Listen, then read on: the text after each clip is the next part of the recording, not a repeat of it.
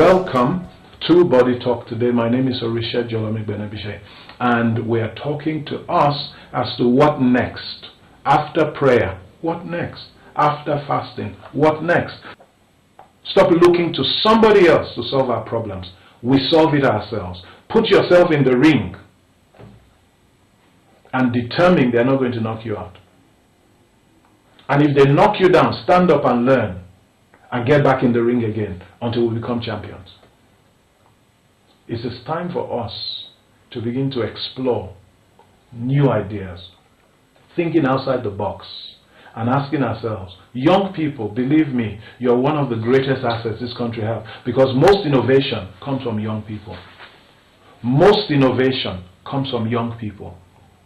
Creative ideas that takes a nation to the next generation. If you look at Bill Gates and Co., Steve Jobs, they were very young when they started. Zuckerberg, name them, very young. Google, name them, they were 20s and 30s when they brought the ideas of Google, when they brought the idea of Amazon, when they brought the idea of Dell, when they brought the idea of Windows, Microsoft, when they brought the idea of Apple.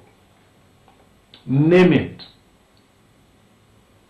Bezos, all those men, they were young men. They were vibrant. Well, what do our young people do today? Drinking and learning how to get girls.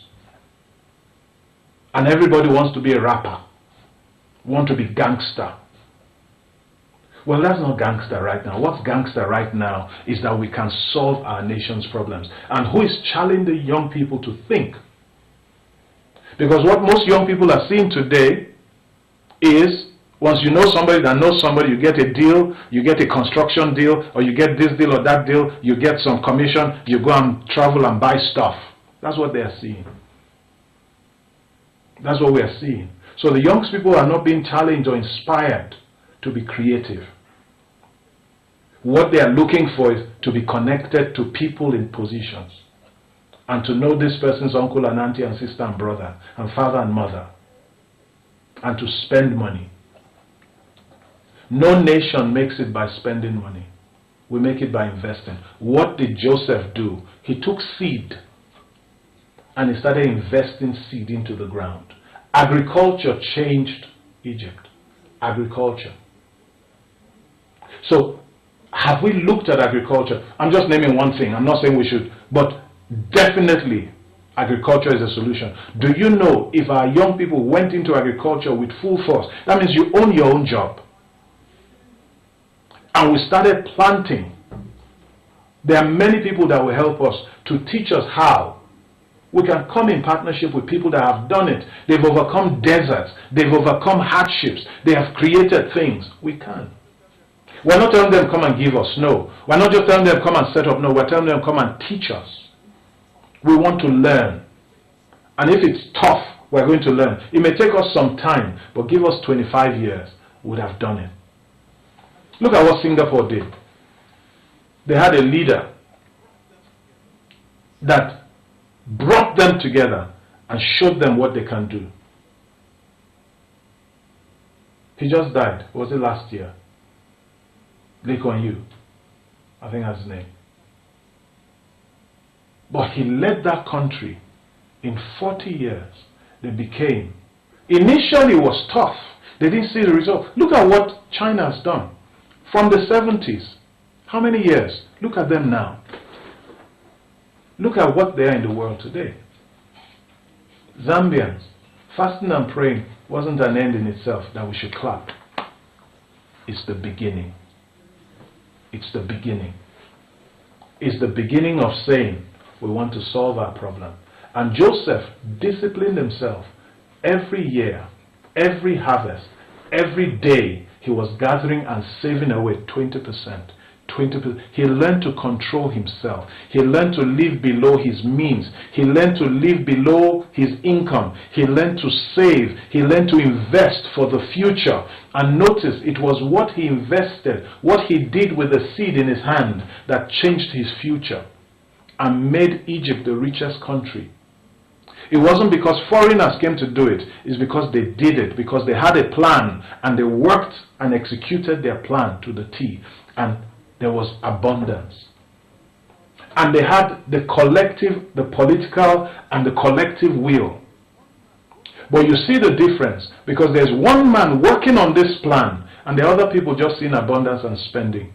When the famine came, guess what? All the Egyptians, the whole world was begging for food. And what did they do? They started to pay for food. Joseph had a dream. Watch this. Joseph had a dream. He says his brothers will bow to him. You know what made them bow? And his father and his mother. You know what made them bow to him? Hunger. Hunger makes us bow to people, go cap in hand. They tell you to jump, you jump like a fool. Hunger. The same time the famine was announced, Joseph was there, they were all there. Joseph lived in a different way. They lived in a different way. 7 years later, there was a difference in results.